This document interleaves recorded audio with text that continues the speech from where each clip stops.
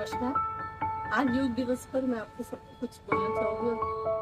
हमारे जो स्वामी बाबा रामदेव है उनका मैं तहे दिल से धन्यवाद करना चाहूँगी, क्योंकि हमारे भारत में अगर योग की ज्योत किसी ने जलाई है तो वो उन्होंने जलाई है। और दूसरा मैं धन्यवाद देना चाहूँगी कि हमारे इंदौर के जो महापौर जी है पुष्पमित्र भार्गव, मैं उनका धन्यवाद देना चाहूँगी। तो घर घर में उन्होंने योग के लिए योग मित्र एक कैंपेन चलाया है नगर निगम के साथ में, जिससे हर वार्ड में जाकर फ्री में योगा सिखाया जा रहा है।